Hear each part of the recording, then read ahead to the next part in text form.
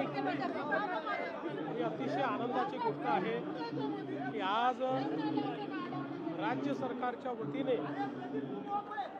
महात्मा ज्योतिराव फुले यांच्या 20 जन्मशताब्दी सोहळ्याची सुरुवात आम्ही केली आणि सुरुवातीलाच त्यांच्या पैतृक गावी खांडवाडी जिल्हा पुणे येथे आपण जिल्हा परिषदेने तयार केलेली अतिशय सुंदर अशा प्रकारची CBSE शाळा त्याचं उद्घाटन केलंय। जिल्हा परिषद आणि CSR पार्टनर्सनी मिळून अत्यंत आधुनिक शाळा तयार केलेली आहे।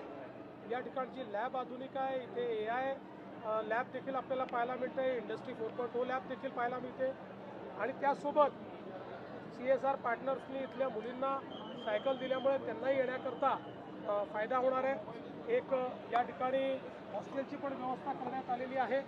मला असं वाटतं की जन्मशताब्दीच्या सुरुवातीकरता ही शाळा याचं उद्घाटन होणं ही अतिशय चांगली बाब आहे, कारण महात्मा ज्योतिबा फुले आणि क्रांतीज्योती सावित्रीबाई फुले यांनी जी शिक्षणाची चळवळ स्त्रियांकरता आणि वंचितांकरता सुरू केली, मला असं वाटतं त्याच विचारांचा वारसा आज या कार्यक्रमाने आम्ही सुरू केला।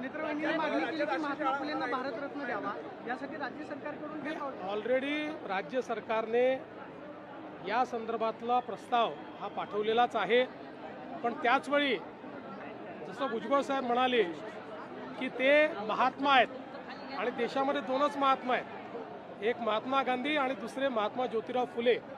त्यामुळे मला असं वाटतं कुठलाही पुरस्कार किंवा कुठल्याही अशा प्रकारचं एक प्रकारे सर्वोच्च पुरस्कार मिळणं हे तर चांगलंच आहे, पण त्यांचं व्यक्तिमत्व कुठल्याही पुरस्कारापेक्षा मोठं आहे।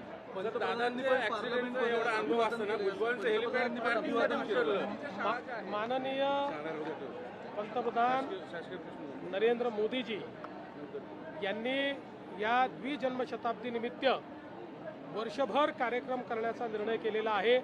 त्याकरता एक मोठी समिती त्यांनी देखील तयार केलेली आहे आणि निश्चितच सातत्याने महात्मा ज्योतिराव फुले आणि क्रांतीज्योती सावित्रीबाई फुले यांना अभिवादन करत त्यांच्या विचाराचा वारसा चालवण्याचा प्रयत्न ते करत असतात।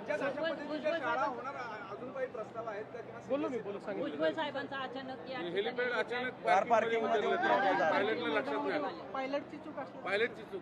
मी निश्चितपणे हे चेक करेन, मला आता त्याची कल्पना नाही त्यामुळे बोलू शकणार नाही, पण निश्चित तात्काळ या संदर्भातील चौकशी मी करेन। पत्र आलेलं आहे, सुनेत्रा पवार यांच्या जीवाला धोका आहे अशाचं ते पत्र आहे।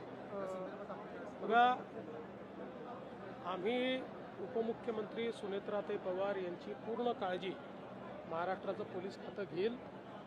महाराष्ट्रामध्ये आपल्या पोलीस खात्याने यापूर्वीही चांगली कामगिरी केलेली आहे, त्यामुळे जरूर अशा प्रकारचं पत्र असेल काय जे काही येत असतील त्याची चौकशी पण केली जाईल, पण योग्य सुरक्षा तर आहेच। मला असं वाटतं की मेजर पक्षांनी तर त्या ठिकाणी सहकार्य केलंच आहे, पण आता ज्यांनी केलं नाही ते केवळ या ठिकाणी आपलं नाव छापून आलं पाहिजे, थोडी प्रसिद्धी मिळाली पाहिजे याकरता ही मंडळी उभी आहे। ठीक आहे सर, मनीषा म्हैसकरांचा प्रश्न आहे